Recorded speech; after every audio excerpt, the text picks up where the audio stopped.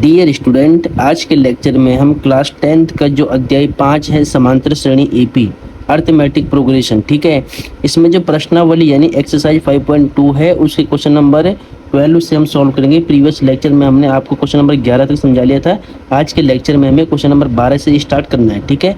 देखिए ध्यान से। तो डियर स्टूडेंट, एनसीईआरटी बुक में आपको ध्यान से देखना है, क्वेश्चन पढ़ के समझाता हूँ मैं, ठीक है। आज के लेक्चर में हमें क्वेश्चन नंबर 12 से स्टार्ट करना है, ठीक है। तो क्वेश्चन 12 आपको दिख रहा होगा, देखिए ध्यान से। दो समांतर श्रेणियों का सार व अंतर समान है। यदि इनके 100वें पदों का अंतर 100 है तो इनके 1000वें पदों का अंतर क्या होगा। क्वेश्चन को ध्यान से सुनिए पहले कि दो समांतर श्रेणियों का अंतर समान है। जो दो समांतर श्रेणी है उनका सार व अंतर समान है, ठीक है। सार व अंतर मतलब कॉमन डिफरेंस। यदि इनके 100वें पदों का अंतर 100 है, यानी उन दोनों एपीओ के 100वें पदों का अंतर 100 है, तो उनके 1000वें पदों का अंतर क्या होगा, ठीक है। बस यहाँ पर ध्यान क्या रखना है, दो एपी है जिनका सार व अंतर समान है, उनके 100वें पदों का अंतर 100 है, तो उनके 1000वें पदों का अंतर निकालना है, ठीक है। तो देखिए, तो यहाँ पे सॉल्यूशन स्टार्ट करते हैं। सबसे पहले ध्यान से देखिए, क्वेश्चन नंबर 12 है, इंपॉर्टेंट क्वेश्चन है, ठीक है, आईएमपी क्वेश्चन है, इसको ध्यान से सॉल्व करेंगे हम। तो सबसे पहले इसने बोला है कि दो एपी है, ठीक है, दोनों एपीओ का सारवंतर समान है। सिर्फ दोनों एपीओ का सारवंतर समान है, प्रथम पद डिफरेंट हो सकता है, अलग अलग हो सकता है, ठीक है। तो हम यहाँ पर ये मानेंगे कि माना दोनों एपीओ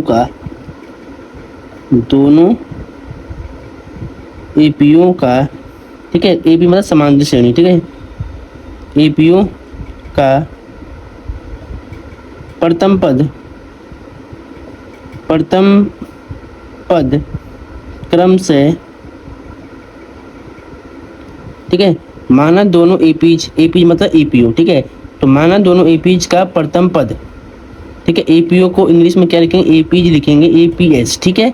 तो माना दोनों एपीओ का प्रथम पद क्रमशः कैपिटल ए व स्मॉल ए है। दोनों एपीओ का प्रथम पद हमने कैपिटल ए और स्मॉल ए मान लिया है, तथा उनका सार्वंतर समान बताया गया क्वेश्चन में, ठीक है, तथा सर्वांतर, ये सार्वंतर बोल सकते हैं, दोनों का सार्वंतर हमने मान लिया स्मॉल डी है, बराबर है, ठीक है। तो प्रथम शर्तानुसार या प्रश्नानुसार बोल सकते हैं आप, प्रथम शर्तानुसार, तो पहली शर्त से क्या बोला है कि दोनों एपीओ का 100वें पदों का अंतर 100 है, यानी कैपिटल एपी मतलब प्रथम एपी यानी कैपिटल ए इसका प्रथम पद है, दूसरी एपी का स्मॉल ए प्रथम पद है। तो पहली एपी का जो 100वां पद होगा E100 माइनस जो दूसरी एपी का जिसका प्रथम पद स्मॉल ए है, इसका जो 100वां पद होगा, इन दोनों का जो अंतर है वो 100 के बराबर दिया हुआ है, ठीक है। अब देखिए, इसको अगर हम सॉल्व करेंगे तो क्या होगा, A100 यानी एपी के 100वें पद को हम क्या लिखेंगे, A प्लस 99D, और ए कौन सा लेना है, कैपिटल ए वाला, ठीक है, क्योंकि प्रथम एपी का हमने प्रथम पद कैपिटल ए माना है, दूसरी का स्मॉल ए माना है। तो A प्लस 99D माइनस में दूसरी एपी का प्रथम पद क्या है, स्मॉल ए है, तो A100 का फॉर्मूला होगा स्मॉल ए प्लस में 99D, स्मॉल 99D होगा। क्यों होगा, क्योंकि दोनों का सार्वंतर समान है, इसका भी D इसका भी D, 100 रख दिया सेम। अब इधर कैपिटल ए है प्लस में 99D माइनस का मल्टीप्लाई करिए, माइनस का ए माइनस का 99D equal to 100, minus 90D से 99D से 99D कट हो जाएगा, तो capital A minus small a equal to 100 बच जाएगा, ठीक है।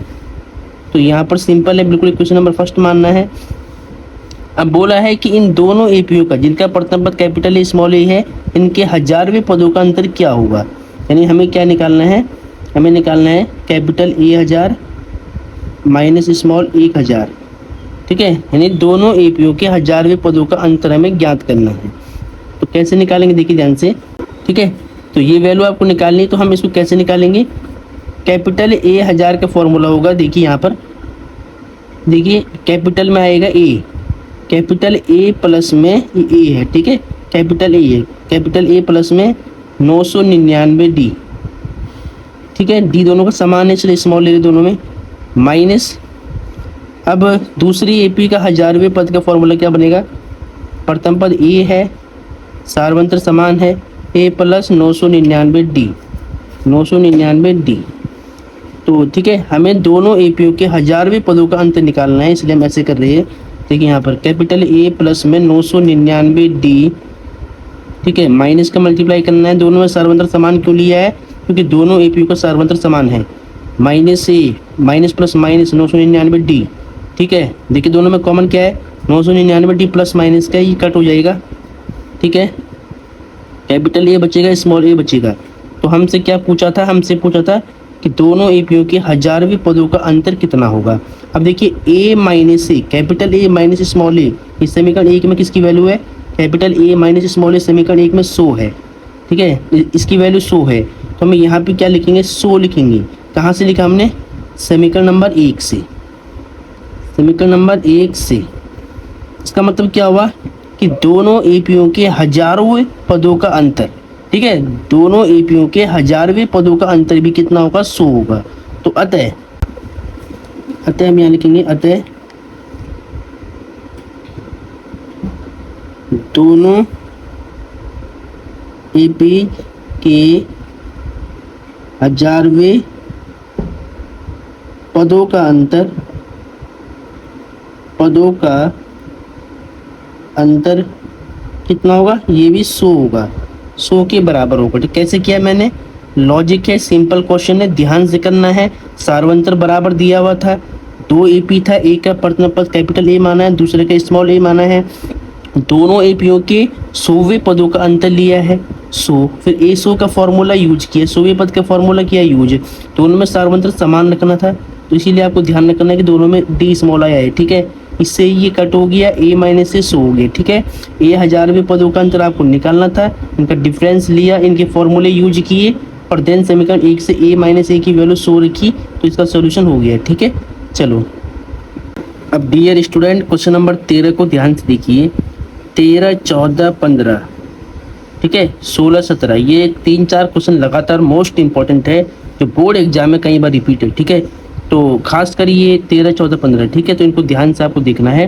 देखिए क्वेश्चन नंबर 13 क्या बोलता है, 3 अंकों वाली कितनी संख्याएं 7 से विभाज्य है। अब 3 अंकों की संख्या कहाँ से स्टार्ट होती है, 100 से स्टार्ट होती है, इकाई दहाई सैकड़ा, जिसमें 3 अंकों इकाई दहाई सैकड़ा, और 100 से स्टार्ट होती है, 999 तक जाती है। अब 100 से 999 तक आपको 3 अंकों की वो संख्या ढूंढनी है जो 7 से विभाज्य है। इससे आप एक एपी बनाएंगे, ठीक है। एक एपी बनाने से फिर आपको बताना है कितनी संख्या, कुल कितनी संख्या है 3 अंकों वाली जो 7 से विभाज्य है, ठीक है। तो सॉल्यूशन स्टार्ट करते पहले देखिए, ठीक है। तो यहाँ पर क्वेश्चन नंबर 13 है, ये कौन सा क्वेश्चन है, क्वेश्चन नंबर 13 है, ये मोस्ट इंपोर्टेंट क्वेश्चन है, इस टाइप क्वेश्चन एग्जाम में आती है, ठीक है। तो क्वेश्चन बोला कि 3 अंकों की कितनी संख्या 7 से विभाज्य है, तो हम चूंकि यहाँ पे लिखेंगे 3 अंकों वाली 7 से विभाज्य संख्याएं, 7 से विभाज्य, ठीक है, संख्याएं, 3 अंकों वाली 7 से विभाज्य संख्याएं। आप जानते हैं कि 3 अंकों वाली ऐसी संख्या आपको ढूंढना है जो 7 से विभाज्य है।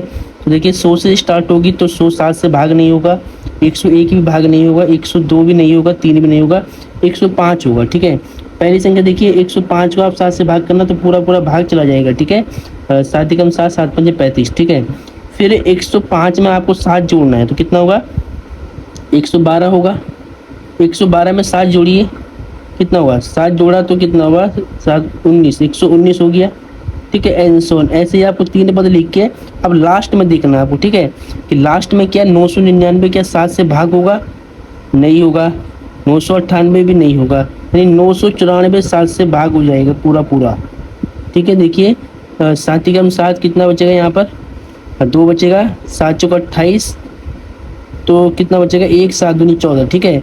तो यानी 3 अंकों वाली ऐसी संख्याएं जो 7 से विभाज्य है वो ये वाली है, 105 है पहली संख्या, 112 है, 119 है, एंड सो 994 है।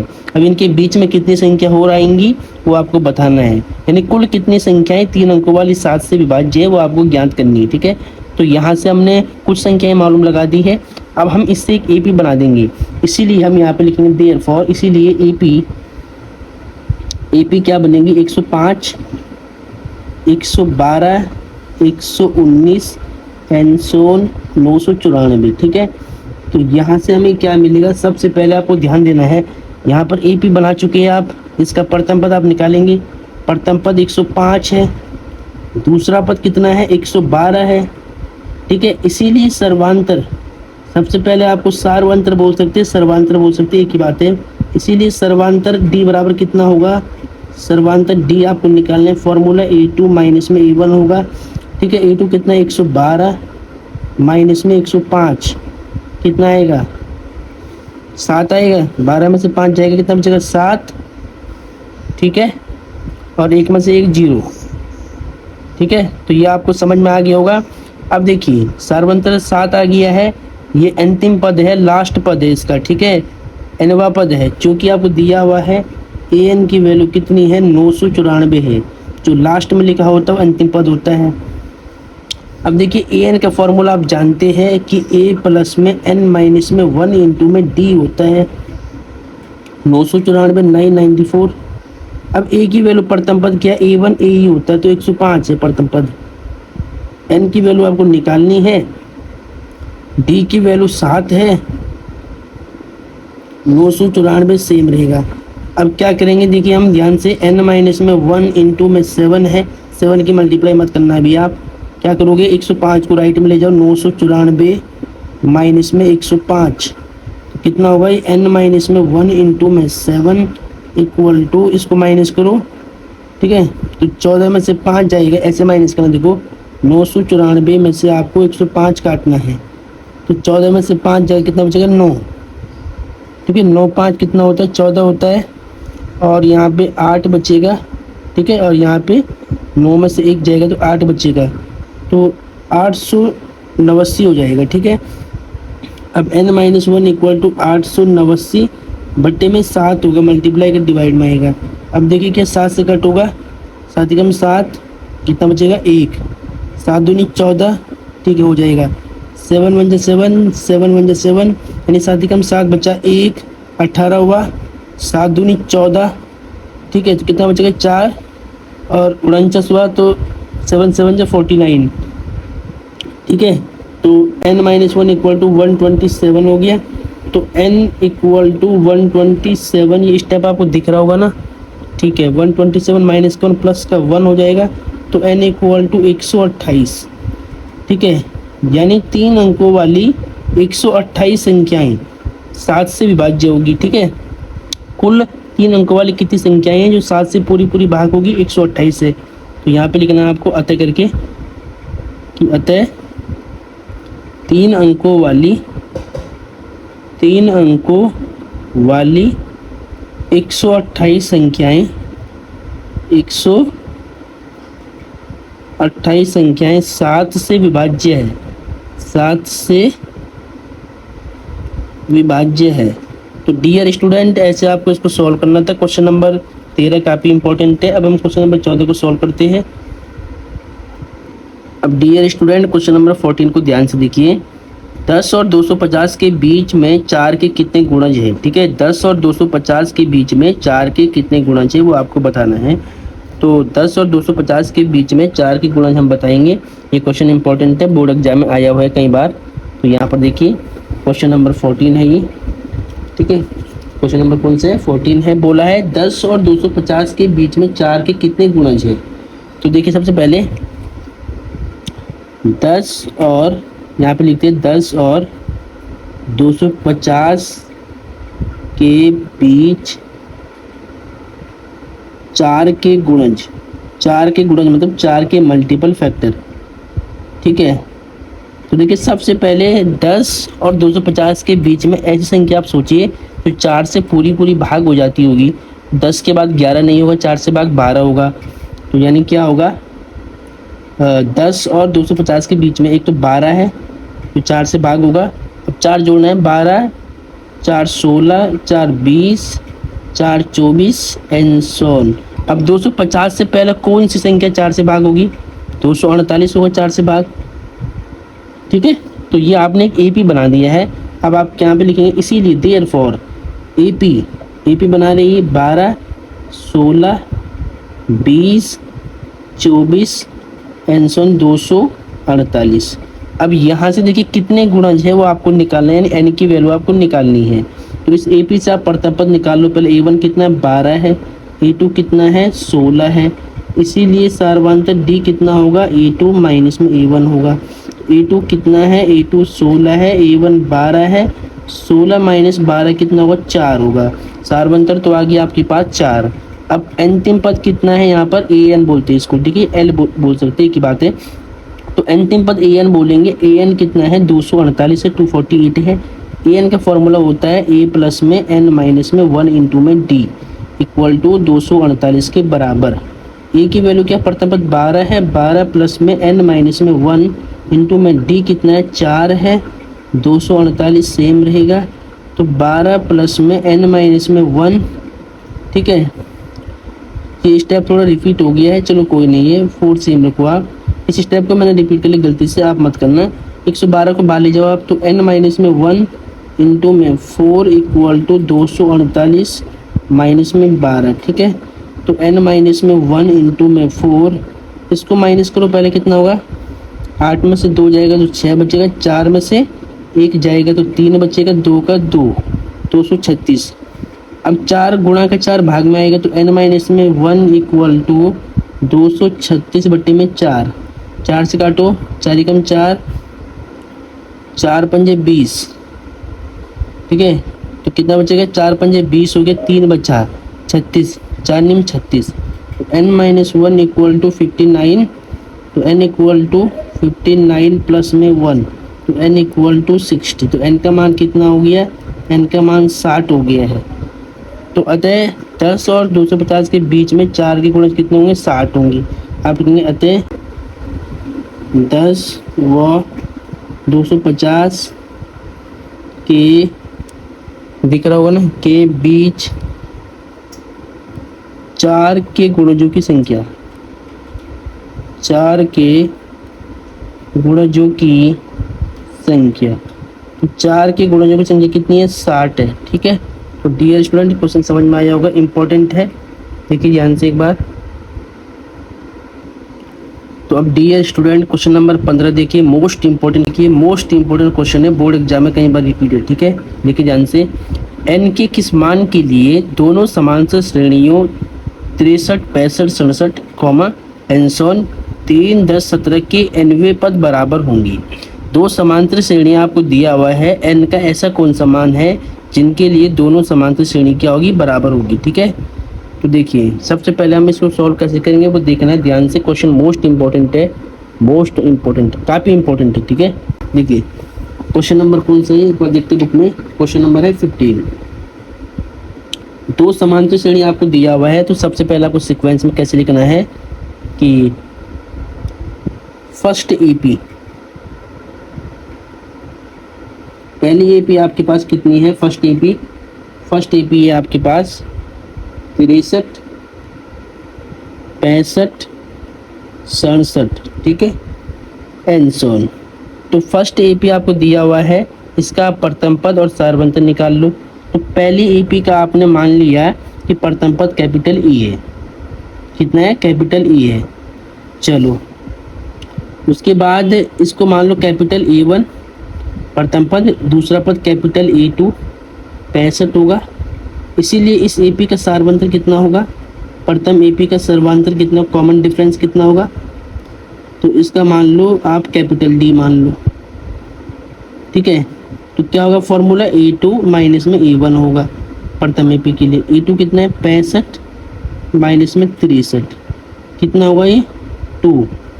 ठीक है, अब सेकंड एपी के लिए लिख लो, सेकंड एपी। तो सेकंड एपी कितना है देख लो पहले एक बार बुक में।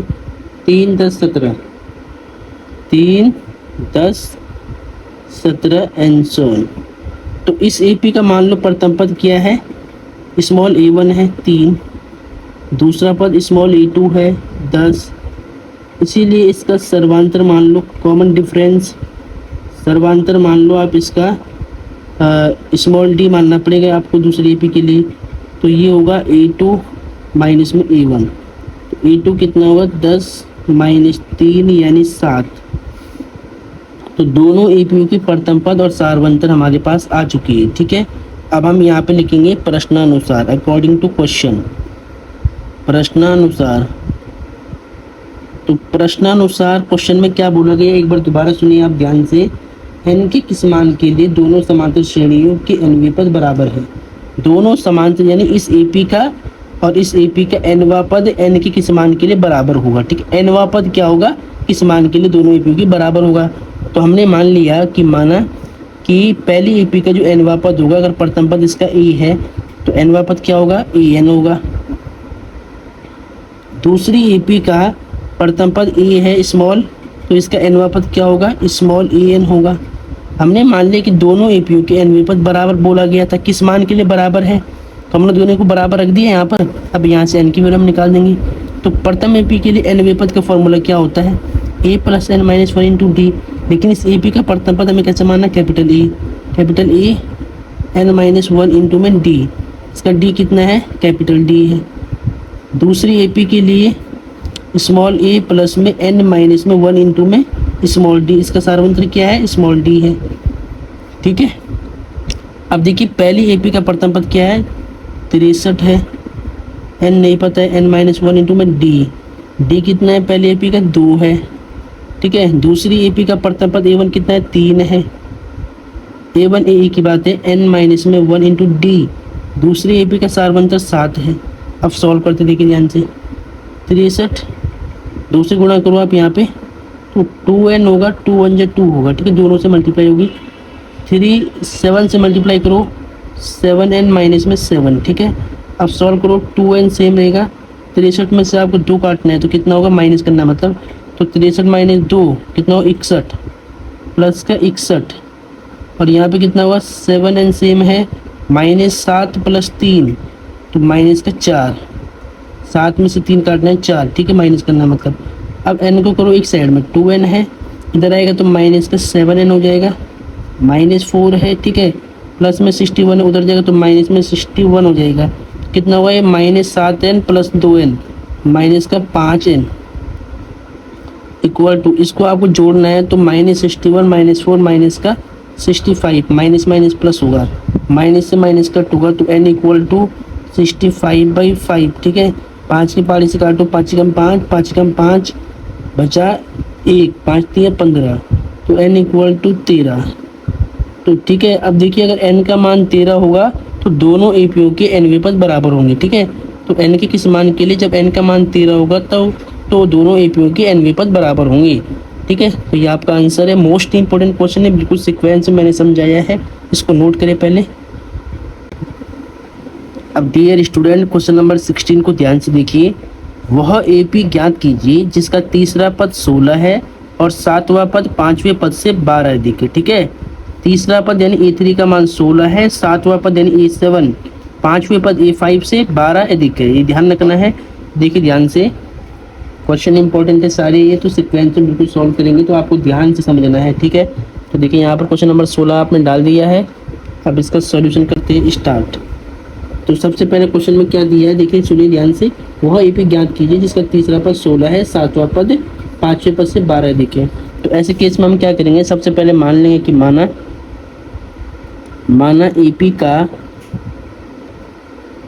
AP का प्रथम पद। ठीक है, सबसे पहले हम AP का प्रथम पद मान लेंगे A तथा सार्वंतर या सर्वांतर तथा AP का सार्वंतर मान लिया हमने D। अब चूंकि आपको दिया हुआ क्या है, आपको दिया है कि तीसरा पद 16 है, तीसरा पद यानी A3, तीसरा पद क्या हुआ, A3 मतलब तीसरा पद ये 16 है। इसका फॉर्मूला आप निकालिए, तो A3 का फॉर्मूला होता है A प्लस में 2D होता है। ठीक है, 16 इसको मान लो समीकरण नंबर 1। एंड आपको क्या बोला गया है, एंड आपको बोला गया है कि जो सातवां पद है ना, सातवां पद पांचवें पद से 12 अधिक है। सातवां पद यानी A7 जो है वो पांचवें पद A5 से कितना ज़्यादा है, 12 ज़्यादा है। कंडीशन क्या है, सातवां पद पांचवें पद से 12 ज़्यादा है। ठीक है, अब सातवें पद का फॉर्मूला क्या होगा, A प्लस में 6D होगा और पांचवें पद का फॉर्मूला A प्लस में 4D प्लस में 12 सेम रहेगा। ठीक है, A से A कट जाएगा, यहाँ से 6D 4D इधर आएगा तो माइनस का 4D इक्वल टू 12, इसको माइनस करो 6D माइनस 4D तो 2D इक्वल टू 12, तो से काटो 2 6 12, D का मान कितना होगा, 6 होगा। ठीक है, चलो अब D का मान 6 आ गया, D का मान रख दो समीकरण नंबर 1 में, A का मान निकालो प्रथम पद।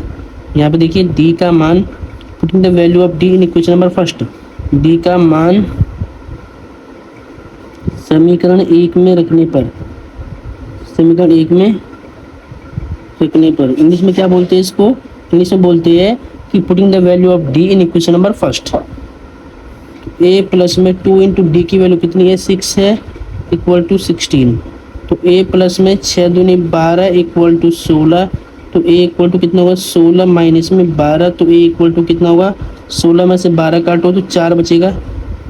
ठीक है, तो प्रथम पद तो हो गया 4, सार्वंतर हो गया 6। अब आपको AP ज्ञात करना था। ठीक है, तो इसीलिए AP, तो AP निकालने का जनरल फॉर्म होता है वो क्या होता है, A प्लस में D होता है, A प्लस में 2D होता है, एंड सो ऑन, ये चलता जाता है। ठीक है, A की वैल्यू कितनी है, A की वैल्यू तो है 4, A की वैल्यू 4, D की वैल्यू 6, A की वैल्यू 4, 2 इंटू D की वैल्यू 6, एंड सो ऑन। कितना होगा AP, कितना होगा AP इक्वल टू 4 6 4 10, 4 6 दूनी 12। ठीक है, तो यहाँ पे कितना होगा AP such that 4 10 12 4 16 and so on. ठीक है, तो AP आपने निकाल लिया है बिल्कुल सीक्वेंस में, इसी प्रकार आपको बोर्ड एग्जाम में नोट करना है। ठीक है, एक लास्ट क्वेश्चन इसमें हो रहा है अभी दिया हुआ, अभी 2-4 क्वेश्चन हो रहे हैं, पहले हम आज के लेक्चर में क्वेश्चन होल्ड करेंगे। ठीक है, तो इसको नोट करें पहले। अब डियर स्टूडेंट, क्वेश्चन नंबर 17 को देखिए, मोस्ट इंपॉर्टेंट है। AP 3 8 13 एंड सो ऑन 253 में अंतिम पद से 20वां पद ज्ञात कीजिए, यानी अंतिम पद से प्रथम पद की और आपको 20वां पद ज्ञात करना है। ठीक है, इस AP का तो मोस्ट इंपॉर्टेंट है, इसके लिए फॉर्मूला मैं आपको लिखवाता हूँ अलग से। पहले यहाँ पर देखिए ध्यान से, तो सबसे पहले क्वेश्चन नंबर एक कौन सा 17 है। ठीक है, तो क्वेश्चन नंबर 17 में आपको एक AP दिया हुआ है, तो दी गई AP क्या है आपके पास, AP है आपके पास 3 8 13 एंड सो ऑन 253 है। ठीक है, इसमें बोला है कि 253 में अंतिम पद से 20वां पद ज्ञात करना है। इस AP का अंतिम पद से 20वां पद ज्ञात करना अंत से। ठीक है, तो हम क्या करेंगे, सबसे पहले इस AP का प्रथम पद निकालेंगे। A1 कितना है 3, द्वितीय पद A2 कितना है 8, इसीलिए सर्वांतर कितना होगा, इसीलिए सर्वांतर D बराबर क्या होगा, A2 माइनस में A1 होगा। ठीक है, A2 कितना है 8 माइनस में 3 यानी 5। ठीक है, अब लास्ट पद कितना है, L कितना है, L 253 है। ठीक है, अब देखिए इसने बोला है अंतिम पद से 20वां पद निकालिए, तो अंतिम पद से जब 20वां पद पूछेगा तो इसका फॉर्मूला अलग होता है। देखिए ध्यान से, इसका फॉर्मूला सीधा क्या है, यहाँ पे लिखता हूँ मैं, अंत से 20वां पद। ठीक है, अंत से 20वां पद आप कैसे निकालेंगे, अंत से 20वें पद का फॉर्मूला होगा L माइनस में N माइनस में 1 इंटू में D। ठीक है, L कितना होगा 253, N कितना होगा, अंत से 20वां पद आपको निकालना है, तो N का मान कितना होगा 20 माइनस में 1, D कितना है, D आपके पास 5 है। ठीक है, तो सॉल्व करो इसको, 253 माइनस में 20 माइनस 1 19 गुणा में 5, तो कितना होगा 253, 19 पंजे 95। ठीक है, इसको माइनस करो, 13 में से 5 जाएगा तो कितना बचेगा 8, और यहाँ कितना बचेगा 14 में से 9 जाएगा तो कितना बचेगा, 14 में से 9 जाएगा तो 5 बचेगा, और यहाँ पे कितना 158 होगा। ठीक है, आप आंसर चेक कर सकते हैं, 158 होगा। अब ये क्वेश्चन मोस्ट इंपॉर्टेंट है, इस क्वेश्चन को बिल्कुल ध्यान से सॉल्व करना है। ठीक है, तो वो